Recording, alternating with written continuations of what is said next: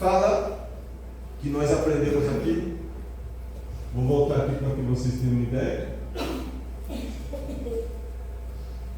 Fala aqui, Apocalipse 17:3 e Daniel 8:24-25.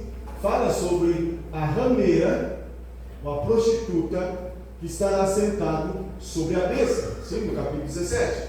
Então, já falei sobre isso, não vou ficar repetindo, senão a gente perde muito tempo sobre essas coisas, mas a gente tem que voltar aqui para a gente ter uma ideia do que está acontecendo. Então, aqui no capítulo 17 é o começo. A cronologia está assim: capítulo 17 é o começo. Aqui vemos a besta e a mulher sentada sobre a besta. Quem que é a mulher? É a prostituta. Quem que é a prostituta? A prostituta, irmão, é a igreja que se apostatou da fé, é apostata. Sempre que você vê a Bíblia falando de prostituição, de adultério, só entre o povo de Israel, é quando o povo deixava Deus e ia adorar a ídolos.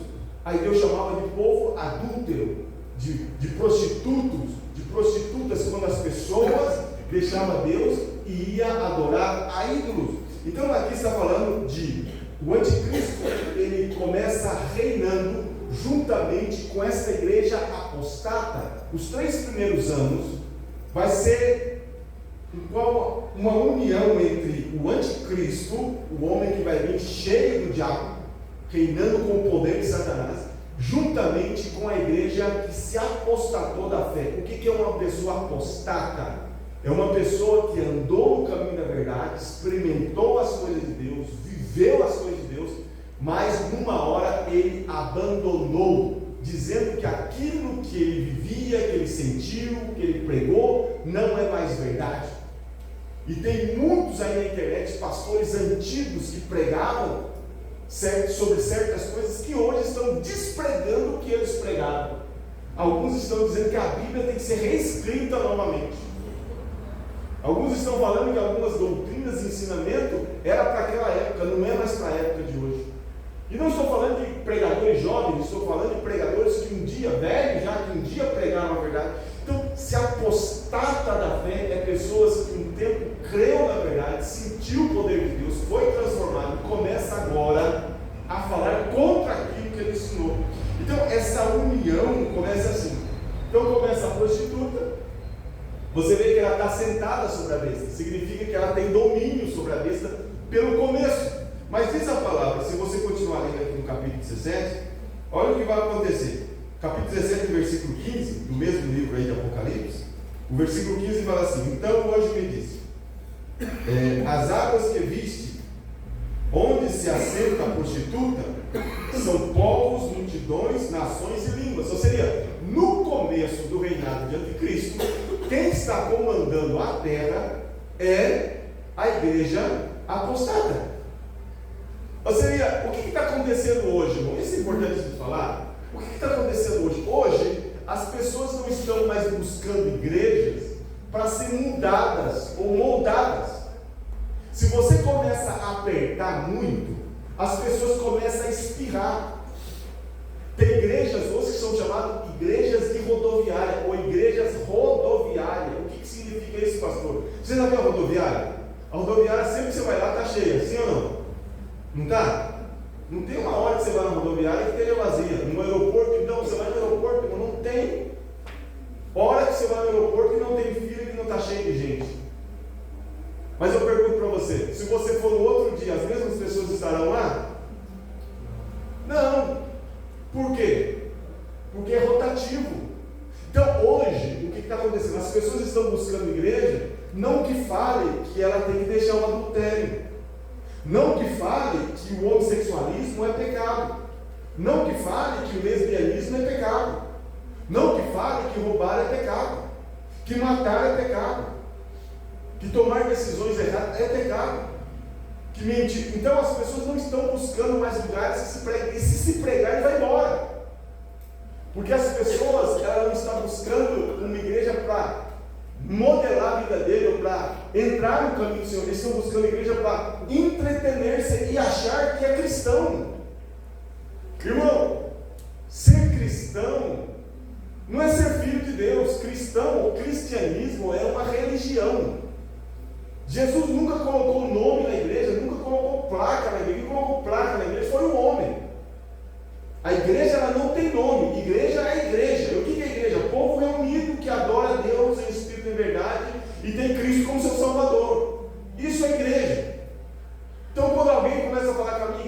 única verdadeira, já está errado. Não tem igreja, placa de igreja, perdão, dizendo que a verdadeira, toda a igreja do Senhor Jesus Cristo é santa. Então as pessoas vão na igreja e dizem-se cristão. No IBGE aí, no último censo que teve em 2022, você vê as pessoas dizendo: a população cristã no Brasil evangélica praticamente dobrou. Somos quase 40 milhões de evangélicos. Até 2030 seremos a metade da população. Eu pergunto para você: isso é verdade? Você acredita que isso é verdade? Você acredita que todos que falaram ali que é cristão evangélico realmente são cristãos evangélicos? Eles querem igreja para se entretener. A igreja tem que ter um bom ar-condicionado, tem que ter uma boa equipe de louvor, tem que ter uma boa música, tem que ter um berçário, tem que ter sala para criança, tem que ter estacionamento para o meu carro. Se não tem, eu não vou. Ou seja, eu não estou buscando mudança de vida. Então essa igreja apostada, ela vai crescer tanto que ela vai começar a dominar novamente, como foi a igreja romana nos impérios passados. Porque as pessoas, para aliviar a sua consciência, ele vai dizer: eu sou cristão. O problema é que ser cristão não é ser seguidor de Cristo. Cristão é um título que as pessoas dão. Sou cristão evangélico.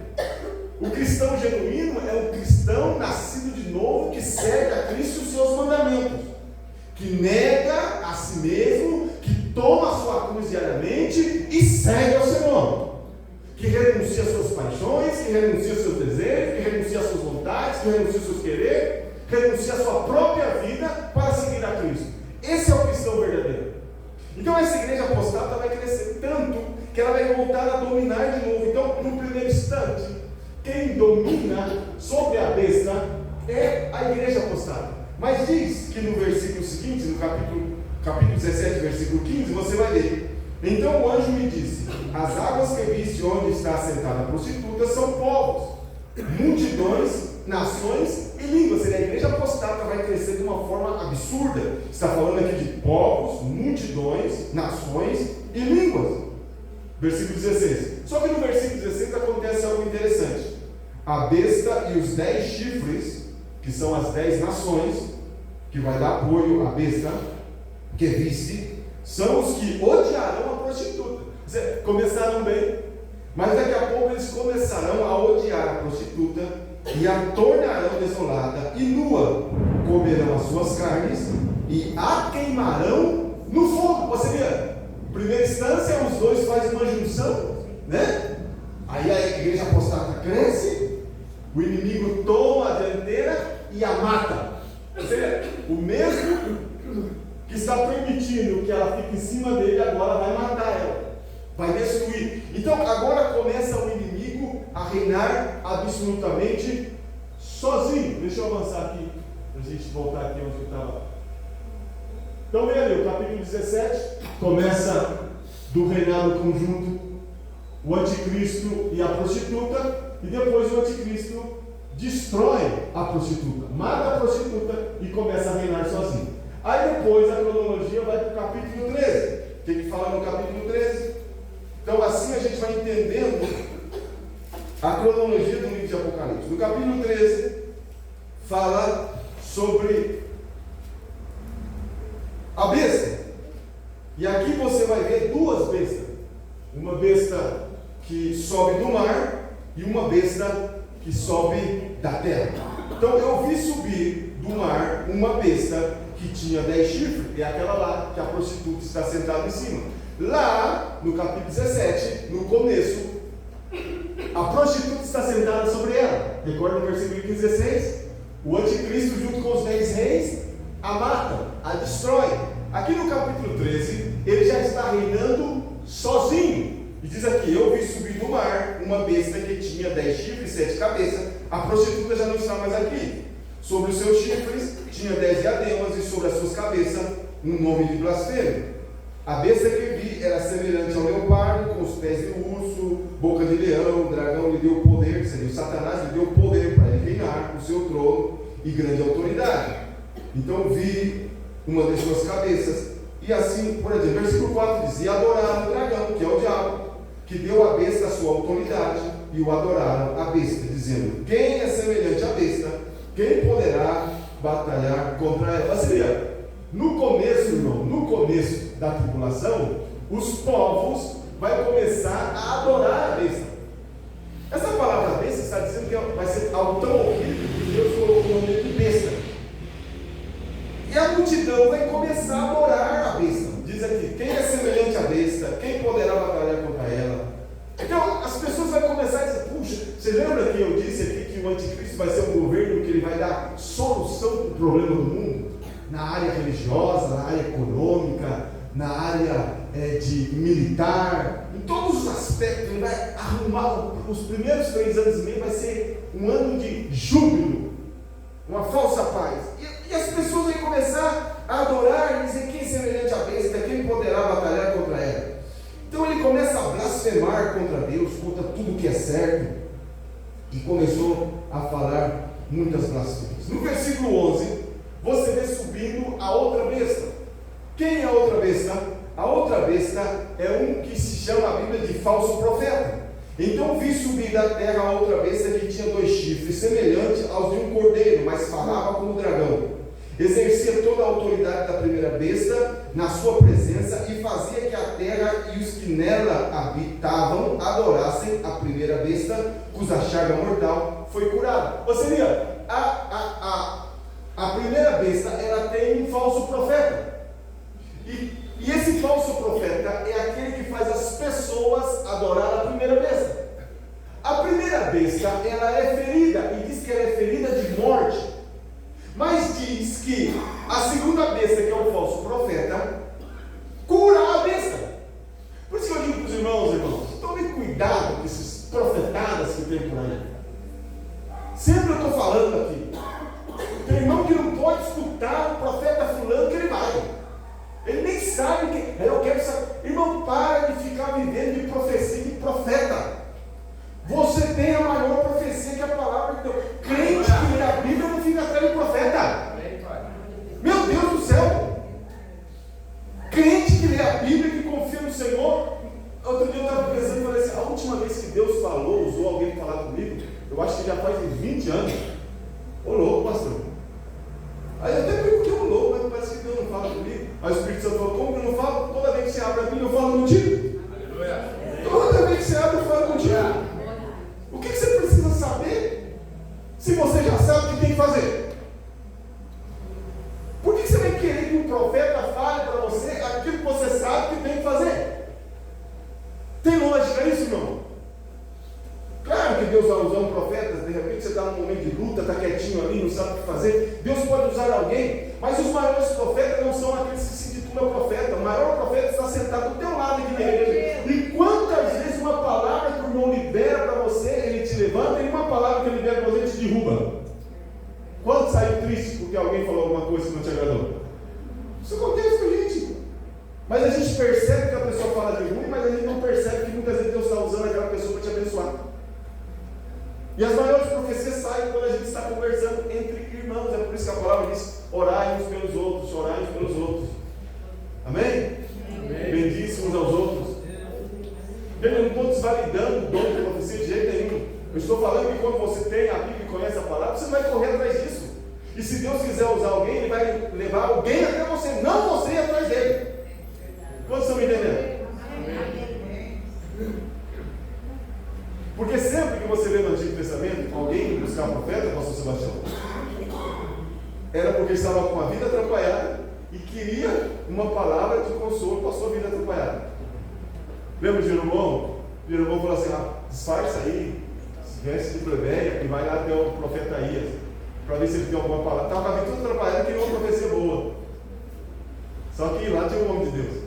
Quando ele entrou disfarçado, o profeta lá de dentro gritou: o que você está fazendo aqui, mulher de Jeroboão? Fala para ele lá que ele vai morrer pelo pecado dele. Acabou. Né?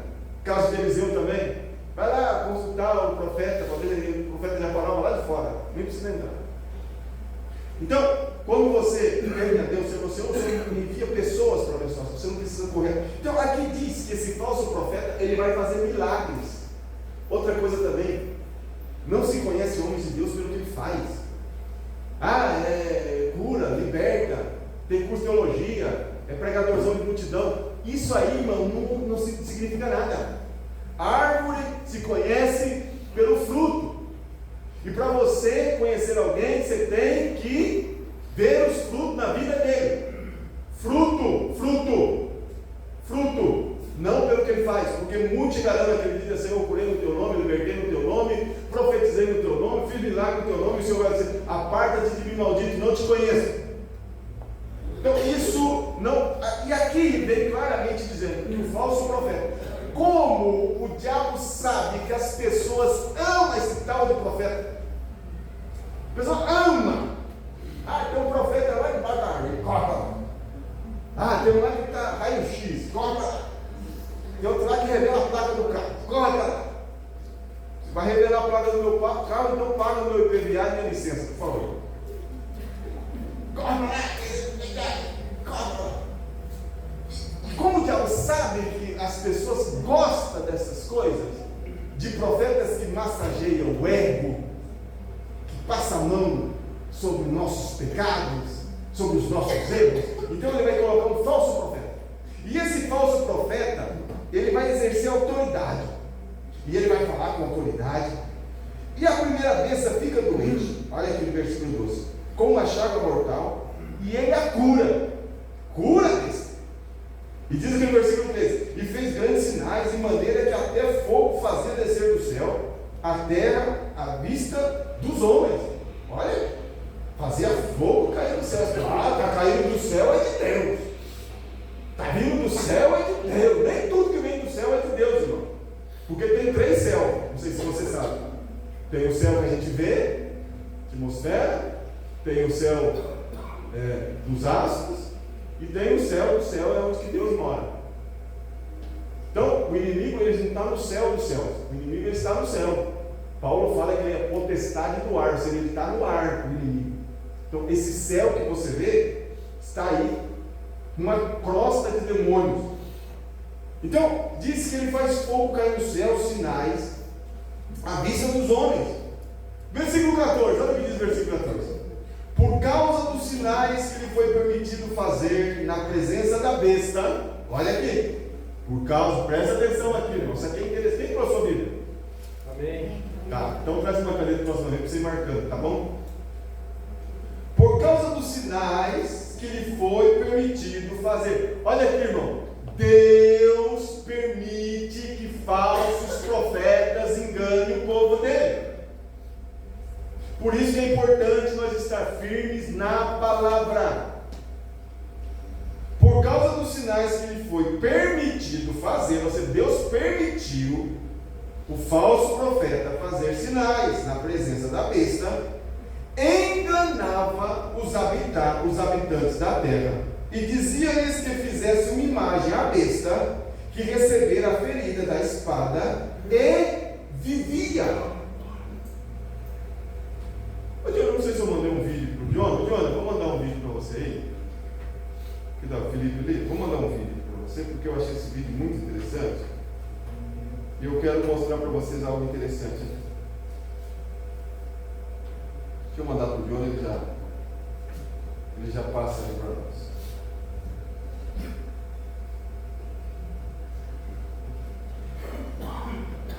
Aqui tem certas coisas, irmãos, que João falou na época dele, que ele não tinha nem noção do que ele estava falando.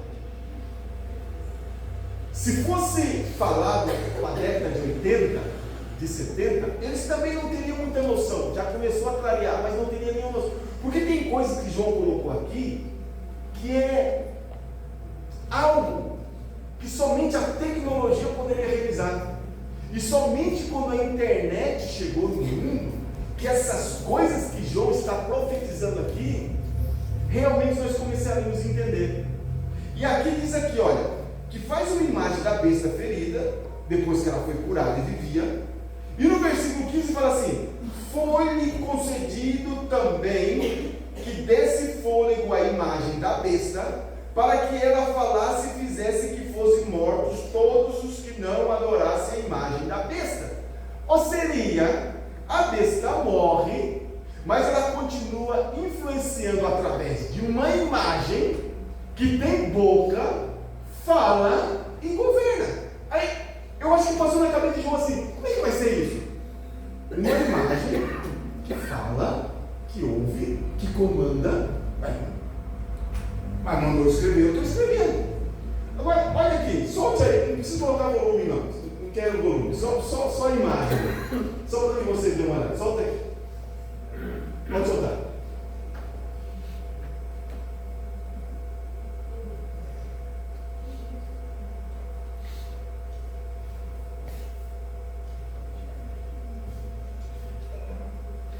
O que vocês estão vendo ali?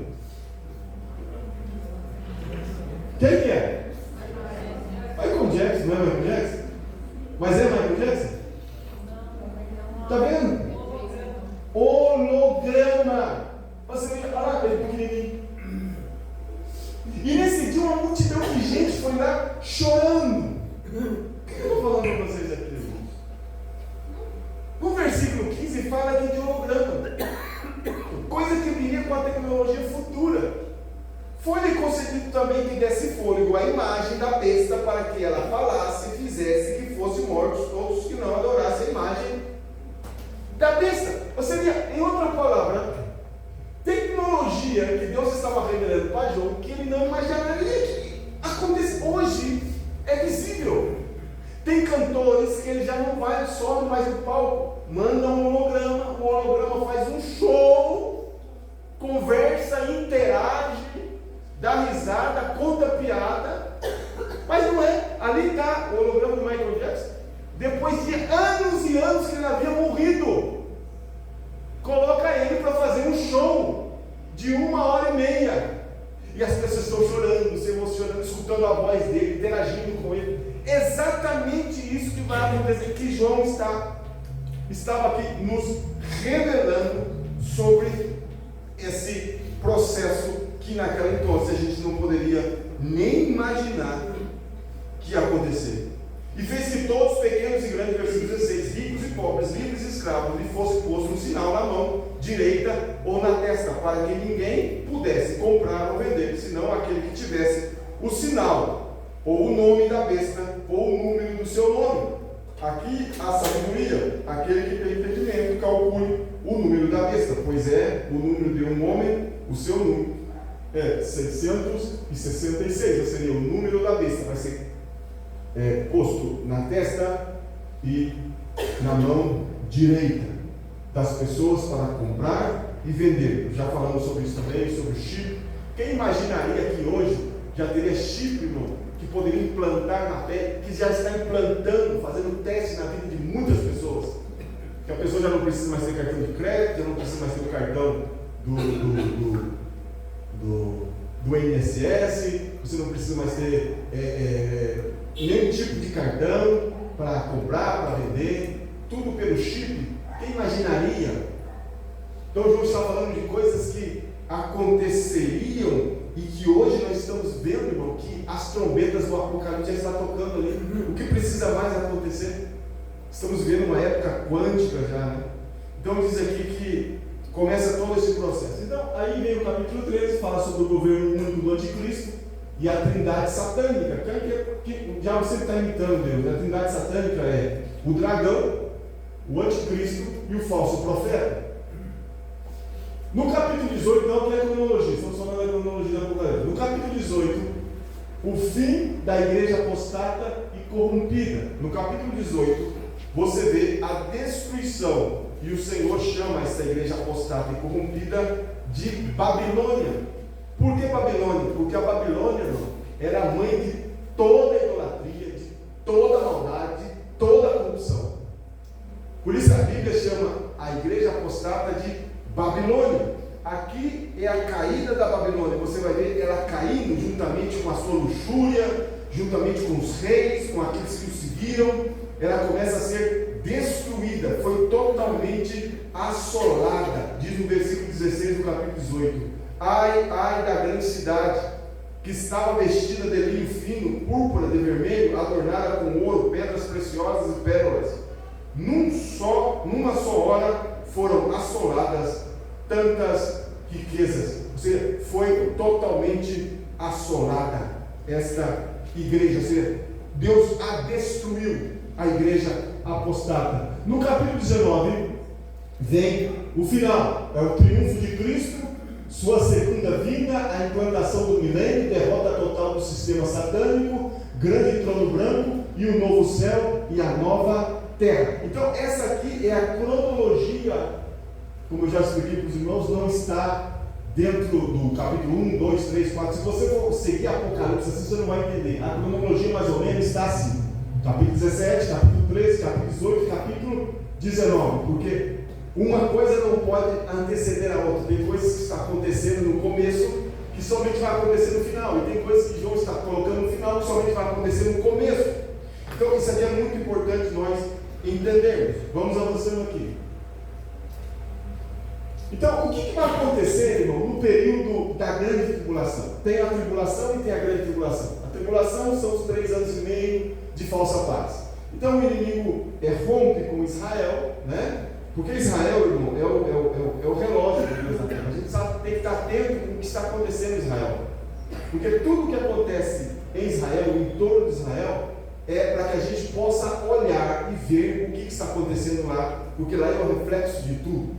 Então o que acontece aqui? Diz a palavra do Senhor que neste período de quebra de aliança, o anticristo, ele assume o controle, né? Ele mata a rameira, destrói a igreja apostata, assume o controle. Aí começa os 7 selos, as 7 trombetas e as 7 taças de Deus. No meio desse caos que a gente já viu, já aprendeu, Deus vai levantar 3 instrumentos que estarão atuantes dentro ou no meio da grande tribulação. São os 144 mil, que está em Apocalipse 7:4, as 2 testemunhas, que está em Apocalipse 11, os anjos proclamadores. São 3 anjos que vão proclamar o Evangelho. Não o Evangelho de hoje, mas o Evangelho eterno. Então, isso aqui é importante nós entendermos. Então, no meio de todo aquele caos da grande tribulação, destruição, terremoto, pestes, demônios que serão soltos, nós aprendemos na aula passada, quantidades de enfermidade, os navios mercantes serão destruídos, o mar se tornará em sangue, as estrelas, meteoros começarão a cair na terra, saraiva, fogo, a tal ponto que a terça parte da terra será destruída, constantemente dor, tudo isso para que o homem se arrependesse. E a gente vê na palavra que com tudo isso os homens não se arrependeram. E dentro desse caos total, Deus coloca ali 3 instrumentos: 144 mil, vamos lá, capítulo 7 do livro de Apocalipse, vamos lá, 7.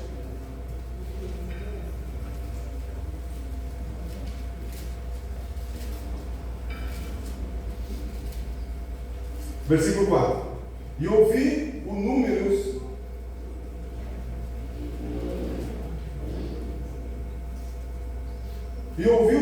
dos que foram selados, e eram 144 mil de todas as tribos dos filhos de Israel.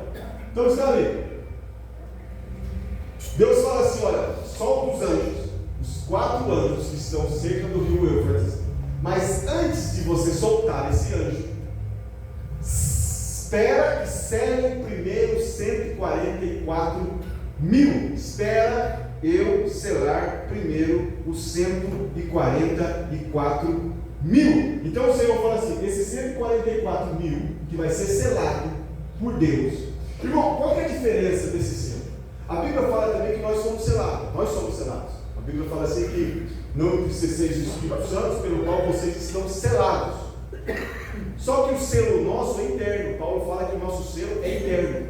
O selo está no nosso coração, certo? Eles serão selados na testa. Esse selo é uma proibição do inimigo tocar neles e matar eles. Eles vão ficar na grande tribulação pregando o Evangelho. Quem são eles, irmãos? Eles serão os missionários. Os missionários que ficarão na terra para pregar o Evangelho. Se eles vão pregar, e o que eles vão pregar, irmão, é um Evangelho puro. Esses homens serão mais poderosos do que Paulo, do que Moisés.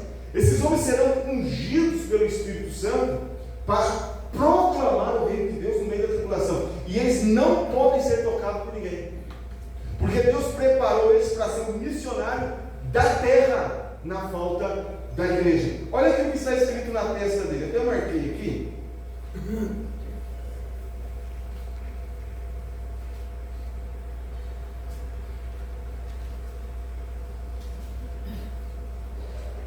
Deixa eu ver se eu encontro aqui. Eu marquei, mas eu acho que eu me perdi.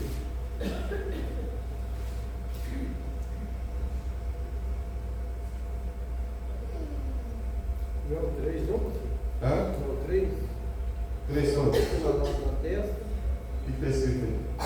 dizendo: não danifiqueis a terra nem o mar, nem as árvores, até que hajamos assinalado na testa o servo do nosso Deus.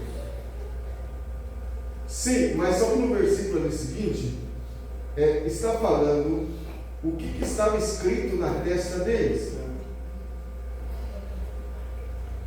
Eu acho que eu não marquei.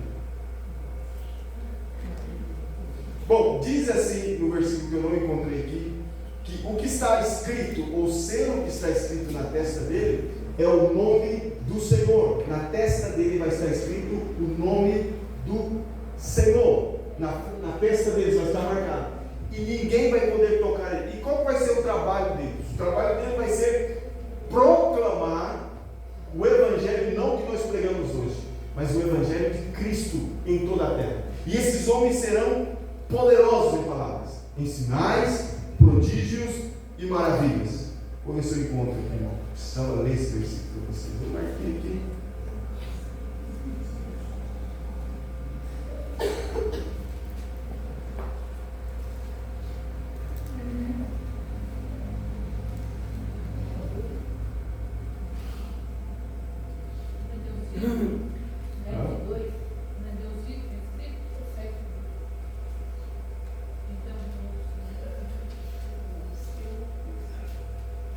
Confiar na minha cabeça é um problema.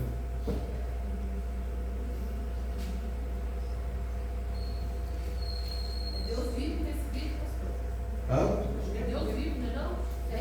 7:2. Isso, irmão. Obrigado. Você achou? É isso aí, 7:2? Então vi outro anjo subir. Não, isso não é. Não, no versículo que eu estou querendo aqui, eu acho que eu não marquei, irmão. Li, falei, isso aqui é muito interessante, eu tenho que falar para a igreja. E está escrito ali, o que estava escrito na testa deles. Bom, depois eu acho, semana que vem eu falo para vocês. Bom, voltamos aqui para a gente não perder. Então, capítulo 7, versículo 4 fala dos 144 mil. Então, 144 mil vai ser os missionários que estarão na terra proclamando as pessoas que não tiveram a oportunidade. O segundo é Apocalipse 11, versículo 3. As duas testemunhas. Vamos lá, 11, 3 de Apocalipse. Então nós temos primeiro 144 mil. Irmão, olha aqui para mim, só para mim aclarar alguma coisa aqui. Tem uma seita aí chamada Testemunho de Jeová. Eles falam que os 144 mil são eles. Eles falam, nós somos 144 mil. E aqui claramente diz que 144 mil são judeus, não tem nada a ver com gentios. Nós somos a igreja e tem os gentios, né? Éramos gentios, aceitamos a Cristo, agora somos a igreja. Esses 144 mil, olha aqui, claramente o que fala a palavra de Deus aqui. Se você for lá no capítulo 7, mais ou menos ali, ó, fala aqui, ó. E ouviu o número dos que foram selados e eram 144 mil de todas as tribos dos filhos de Israel. Ou seja, quem são os 144 mil? De onde são eles? 12 tribos. Das tribos de Israel, não tem nada a ver com a gente. A gente tem que entender que, irmão, igreja é uma coisa, Israel é outra coisa. E gentil é outra coisa. Gentil é uma coisa, pessoas que não se converteram. Israel é o povo de Deus. E a igreja é o povo de Cristo, que foi comprado pelo sangue de Jesus. Então, uma coisa não tem nada a ver com a outra. Por isso que uma coisa é uma coisa, outra coisa é outra coisa. Então, quando eles falam que eles são 144 mil, eles mesmos estão ignorando que são 144 mil. Só eles que não céu, só eles que vão ir da terra, 144 mil. E os outros bobão que estão seguindo eles? São mais de 1,5 milhão. milhões de testemunhos de Jeová, então só vai 144 mil. Ah, não, vai ver se você é. Então, se eu vou ver se você é, então vai certo. O que eu vou ficar fazendo aí? Então, não tem nada que ver com o testemunho de Jeová aqui, não tem nada que ver uma coisa com a outra. Capítulo 11, as duas testemunhas. Aí estão as duas testemunhas, 11, versículo 3. Quem são essas duas testemunhas? Diz que, versículo 3: E darei poder às minhas testemunhas, e elas profetizarão por 1260 dias, ou seja, 3 anos e meio, seria a segunda parte da grande tribulação. As testemunhas estarão ali profetizando, e eles estarão vestidos de saco. E essas são as duas oliveiras e os 2 candeeiros que estão diante do Senhor em toda a terra. Se você abrir sua Bíblia lá no livro de Zacarias, no capítulo 4, versículo 2, versículo 3 e o versículo 14, você vai ver que Zacarias teve a revelação dessas oliveiras e dos candeeiros, né? E aqui João começa a dizer que essas duas testemunhas é simbolizada lá em Zacarias pela oliveira e pelos candeeiros. Há anos atrás o Senhor já tinha revelado a Zacarias sobre essas duas testemunhas. E qual que é a função dessas duas testemunhas? Diz aqui a palavra: se alguém lhes quiser causar mal, de suas bocas sairá fogo e devorará os seus inimigos. E se alguém lhes quiser causar mal, importa que assim seja morto. Esses homens têm poder para fechar o céu e para que não chova durante os dias em que estiverem profetizando. E tem poder sobre as águas para convertê-las em sangue e para ferir a terra com toda sorte de pragas, quantas vezes quiser. Ou seja, esses 2 homens são duas testemunhas de Cristo que virá para profetizar. Aonde eles vão profetizar? Eles vão profetizar em Jerusalém. Eles estarão ali profetizando diante do inimigo, porque o inimigo também estará lá. O anticristo também estará lá. E as duas testemunhas estarão profetizando. Ou seja, tudo o que está fazendo de errado, eles estão falando, eles estão dizendo: vocês estão errados, vocês não estão sendo. É tipo o livro de Jeremias que nós estamos estudando. Jeremias foi perseguido, apedrejado por quê? Porque ele falava: embora, pai, vir no cativeiro, vocês têm que se arrepender, vocês têm que deixar os seus maus caminhos. Exatamente isso. E diz aqui que tem 2 coisas importantes: que terá poder de fechar o céu, a chuva, e terá poder sobre fogo, e o outro terá poder para trazer pragas sobre a terra. Então, alguns teólogos falam que é Moisés e Elias, outros falam é Moisés e Enoque, ou Elias e Enoque. Por quê? Porque Elias e Enoque, irmão, foram os 2 únicos homens na terra que não morreram. Então alguns dizem assim: tem que ser Enoque, porque a Bíblia fala que ao homem é dado que morra uma só vez. Então tem que morrer. Se os 2 não morrerem, então tem que voltar para ser morto, porque eles no final eles serão mortos. Mas a gente lendo com mais cuidado, a gente vai ver que os sinais que eles vão operar é sinais de Elias e é sinais de Moisés. Então Elias e Moisés também veio da transfiguração de Cristo. Eu acredito aqui que aqui seja Elias e Moisés, porque fala da característica de Elias, que Elias diz aqui que ele tinha o poder de fazer o céu parar de chover durante alguns dias, e tem poder sobre as águas para convertê-las em sangue, para ferir a terra com toda sorte de pragas. Então está falando aqui de Elias e de Moisés. Eles virão, e durante o período desses estarão profetizando contra o inimigo e profetizando contra o pecado do povo. E diz a palavra que eles serão poderosos, terão poder, mas diz que no final o Senhor permite que eles sejam mortos. Olha o que diz aqui. Fala aqui: e quando acabarem seu testemunho, a besta que sobe do abismo lhes fará guerra e os vencerá e os matará. Ou seja, Deus permite que a besta mate os 2. E diz aqui continuando: e os seus corpos ficarão expostos na praça da grande cidade, que espiritualmente se chama Sodoma e Egito, aonde o seu Senhor também foi crucificado. Por isso eu estou falando aqui que eles estarão profetizando em Jerusalém. O versículo 8 fala sobre isso. 9. Homens de vários povos, tribos, línguas e nações verão seus corpos mortos por 3 dias e meio, e não permitirão que eles sejam sepultados. Ou seja, o inimigo vai colocar eles mortos lá como se fosse um triunfo. Triunfamos sobre esses profetas, somos maiores do que Deus, então eles ficarão lá durante 3 dias. Os que habitam na terra se regozijarão pela morte deles, se alegrarão mandando presente uns para os outros, porque esses 2 profetas tinham atormentado os que habitavam sobre a terra. Que tipo de tormento é esse, irmão? É aquele tormento que a gente não gosta quando as pessoas nos corrigem, a gente não gosta quando as pessoas falam para nós a verdade. Hoje, o que as pessoas estão vivendo é isso. Você é muito fanático, você é muito radical, você é muito isso. É exatamente isso. Os profetas profetizavam e as pessoas achavam ruim. Então, quando os mata, eles se regozijam e começam a dar presente um para o outro, dizendo: mataram aqueles que nos atormentavam. Ah, que coisa boa! Agora nós estamos livres para pecar.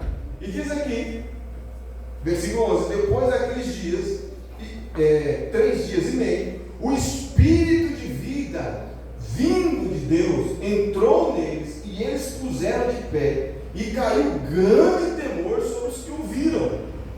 Eles são estendidos lá, de repente eles se colocam de pé. Alguns teólogos falam que o Espírito Santo não estará atuando na terra. Não tem como o Espírito Santo não estar atuando. E aqui a gente vê a atuação do Espírito Santo.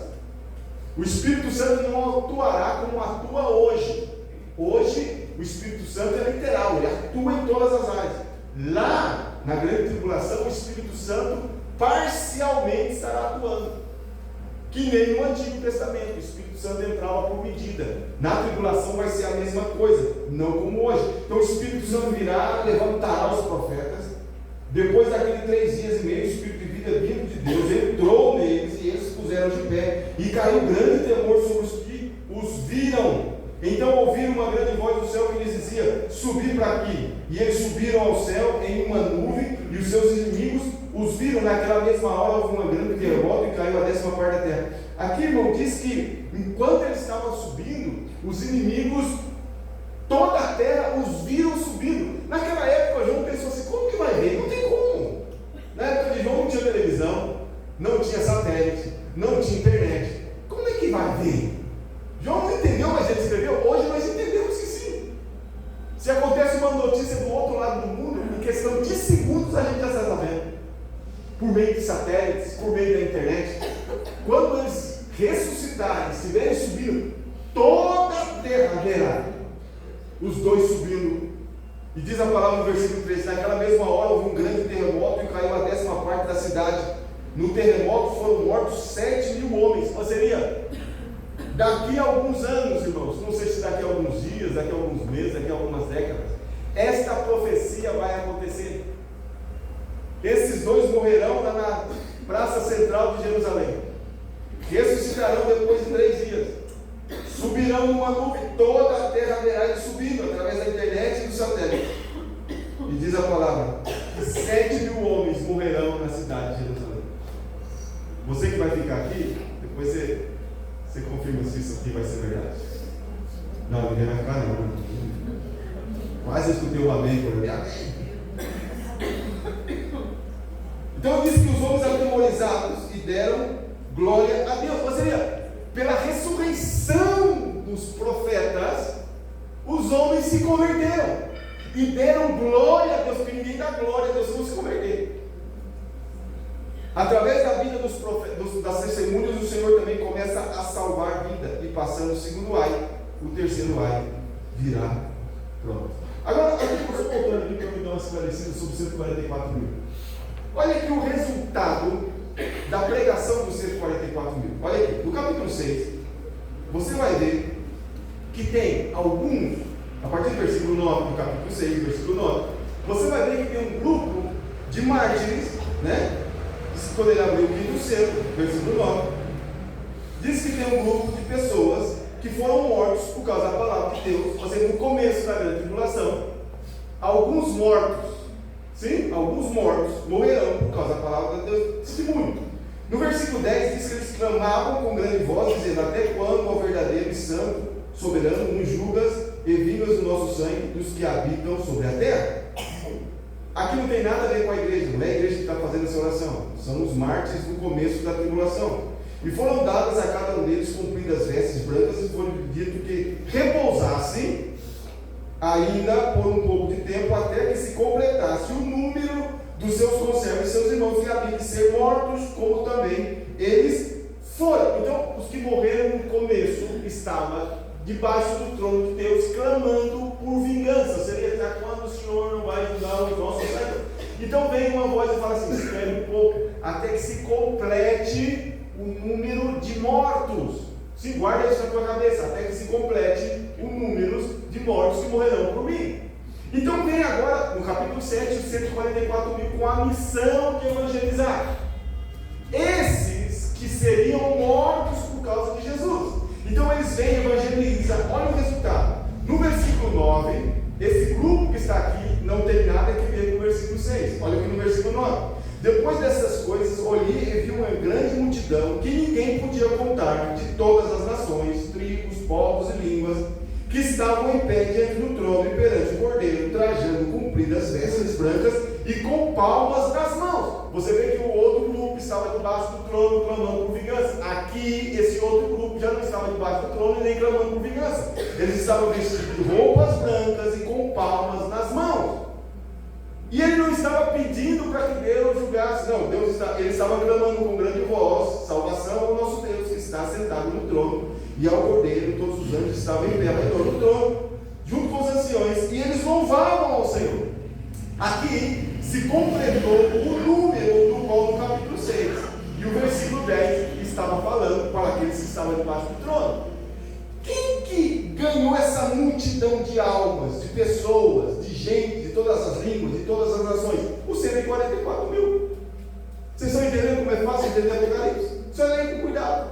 Então a gente começa a ver aqui que no capítulo 6 tem um grupo que morre no começo, mas não completou o número. Então Deus levanta os 144 mil, eles vão pregar por toda a terra, e agora diante do trono de Deus tem uma grande multidão que ninguém podia contar, tribos, línguas e nações, estavam diante do Cordeiro, pela mensagem dos 144 mil. Aí no capítulo 11, a gente vê que depois que as testemunhas é morta e é ressuscitada de uma forma milagrosa, e todos os olhos veem ele subindo ao céu, diz que eles também se convertem, e uma grande multidão, os demais homens ficaram atemorizados e deram glória a Deus do céu. Então aqui também a salvação de almas pelo testemunho das duas testemunhas que subiram ao céu, fizeram o seu papel e subiram. Aí vem, solta para mim aqui, por favor. E por fim, vem no capítulo 14, versículo 6, versículo 11, os 3 anjos pregando na grande tribulação. É a prova da ausência da igreja. Agora põe aqui, e aqui acaba com essa história de pós-tribulacionista, midi-tribulacionista. Quem são os pós-tribulacionistas? Que diz que a igreja vai ser arrebatada depois da grande tribulação, que a igreja tem que passar pela grande tribulação, e alguns dizem: não, nós vamos ser arrebatados no meio da grande tribulação. Eu pergunto para você, para que a igreja tem que estar lá? Ou para que os 144 mil? Para que as duas testemunhas? E para que os anjos também vão pregar o evangelho? Nós vamos ficar aquele bobo assim? Se a tarefa foi dada para a igreja, por que Deus vai mandar 144 mil? Para que Deus vai mandar 2 testemunhos? Para que Deus vai mandar 3 anjos para pregar o evangelho? Para quê? Nós vamos ficar só olhando e levando bombada na cabeça? Por isso que o arrebatamento, nós somos pré-tribulacionistas, porque biblicamente nós entendemos que aqui é uma das provas cabais. E qualquer pós-tribulacionista, quando você pergunta para ele, você vai inventar qualquer desculpa. Mas para que 144 mil pregando como missionário? Para que 2 testemunhas profetizando contra a maldade do homem? E para que 3 anjos pregando? Se a igreja está presente, se essa missão e comissão foi dada à igreja. E alguns textos, principalmente Pedro fala sobre isso, que os anjos anelam pregar a palavra, mas eles não podem, porque essa missão foi dada à igreja. Então, para que seja transferido para os 144 mil, transferido para os testemunhas, aos 2 testemunhos e para os anjos, a igreja tem que estar presente. Simples assim, fácil de entender. Então, é uma prova cabal de que a igreja não está aí na grande tribulação. Então, capítulo 14, versículos 6 e 11. Qual que é essa mensagem? Vamos lá, capítulo 14. Versículo 6. Vi outro anjo voando pelo meio do céu, tendo um evangelho eterno. É aquilo que eu falei para vocês no começo aqui. O evangelho eterno é o seguinte: você aceita o sinal da besta, você vai viver, você vai poder comprar, você vai poder vender. Se você não aceita o sinal da besta e aceita Cristo, você é decapitado. É assim de fácil, não tem conversa. A história é essa: se você aceita, você vive por um período de tempo, mas eternamente será castigado. Se você não aceita o sinal da besta, você é decapitado. E o que acontece contigo? Você morre agora, mas estará para sempre com o Senhor. Esse é o evangelho eterno. E diz assim: vi outro anjo voando pelo meio do céu, tendo o evangelho eterno, para proclamar aos que habitam sobre a terra, e a toda nação, tribo, língua e povo. Ou seja, os anjos, irmão, como eles voam com uma velocidade sobrenatural, eles terão um evangelho global. E quais serão as mensagens que eles vão passar pregando sobre os países pelo qual eles estarão levando o evangelho? Olha aqui, diz, continuação, versículo 7, dizendo com grande voz, o primeiro anjo que dizia qual era a primeira mensagem. A primeira mensagem é essa: com grande voz, temei a Deus e dai-lhe glória, porque é chegado a hora do seu juízo, e adorai aquele que fez o céu e a terra, o mar e as fontes das águas. Eu acredito que nós devemos parar de churumelas e começar a pregar esse evangelho já. Temei a Deus. O que está faltando em nós não é amor por Deus. O que está faltando na humanidade é temor de Deus. As pessoas já não temem mais a Deus. E quando você não teme, você fica com frescura.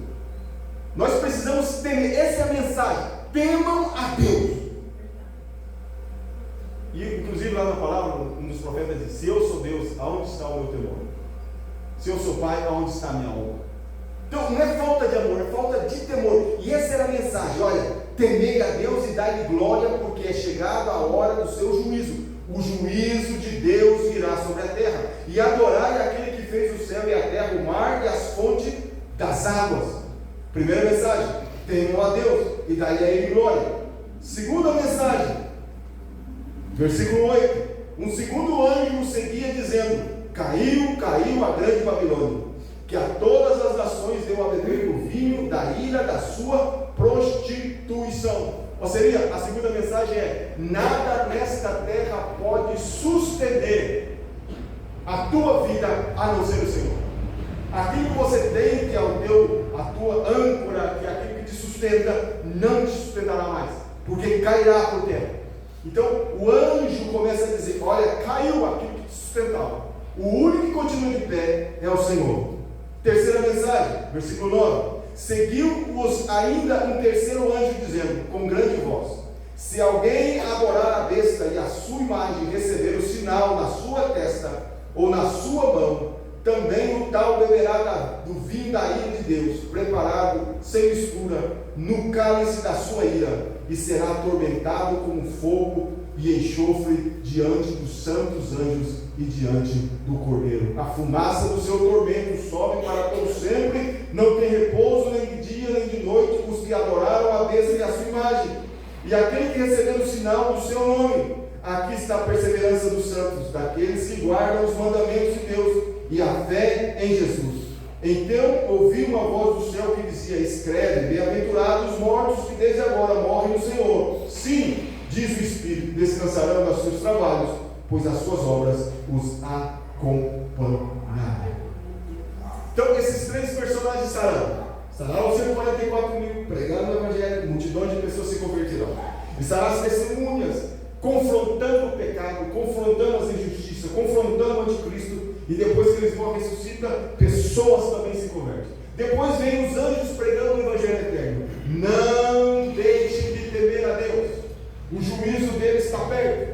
Depois vem outro e fala assim: não confie em nada que te dá fortaleza, as tuas colunas da vida, tudo isso será desmoronado. E o terceiro anjo veio dizendo: não aceite o sinal da besta, porque se você aceitar o fogo do tormento, e agora vem alguém dizendo: não, Deus é tão bom. Isso tem um pastor aí conhecido falando: você acha que Deus, um Deus de amor, vai pegar o que Ele ama e deixar no fogo eterno queimando? Aí fez uma comparação assim: é como se você tem um filho assim, um filhinho, aí você pega o seu filho, coloca dentro de um forno, começa a aquecer no fogo, vai aumentando, até o teu filho está tostado. Você acha que Deus é desse jeito? E é tão cruel isso, porque muitas pessoas ficam olhando: é verdade, né? Se Deus é amor, você acha que Ele vai fazer isso com o ser humano? Irmão, Deus é tanto amor que, para que isso não acontecesse conosco, Ele permitiu que o seu filho morresse na cruz. Deus permitiu que o seu filho morresse. Se Deus permitiu que seu filho morresse uma morte cruel daquela, porque Deus sabia que o tormento eterno é eterno, e nós precisamos entender isso. É isso que o anjo vinha falando: olha, não tem conversa, se vocês não renunciarem ao pecado, aceitar o sinal da besta, vocês terão vida por um tempo, mas vai queimar no inferno por resto da eternidade.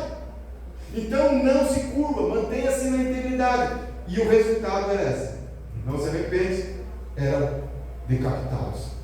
Então a gente fica olhando aqui que esses três personagens estarão aqui. E qual é o intuito disso tudo aqui, irmãos? É que o ser humano se arrependa dos seus pecados e se converta a Cristo. Venha ao Senhor Jesus. Eu vou terminar aqui porque eu já não tenho mais tempo. Pastor, Oi. no 14:1, o senhor falou, fala assim: e olhei, e eis que estava o Cordeiro sobre o monte de Sião, e com ele 144.000, que em suas testas tinham escrito o nome dele e de seu pai. Obrigado. Eu não marquei, era esse versículo que eu queria. Capítulo 14 e versículo 1, né? Exatamente. Então, o que estava escrito na testa deles? Estava ali o nome do Senhor, seria Elohim, né? O nome do pai. Em hebreu, Elohim, né? Está ali na testa dele marcadinho, Elohim. Então, a Bíblia responde a Bíblia. E aqui é algo interessante. Aqui você já viu 144.000 junto com o Senhor e a testa dele marcada. E diz que eles cantavam um cântico novo diante do trono e diante dos 400 viventes e os anciãos. Ninguém podia aprender aquele cântico, senão o Senhor Jesus. Então, irmão, eu termino aqui porque nós temos muitas outras coisas para continuar comentando. E isso aqui é algo muito poderoso para nós. Começa a sair até fumaça do ouvido. Vamos ficar de pé, para digerir melhor, senão a gente continua. Então nós paramos aqui na mensagem dos mensageiros.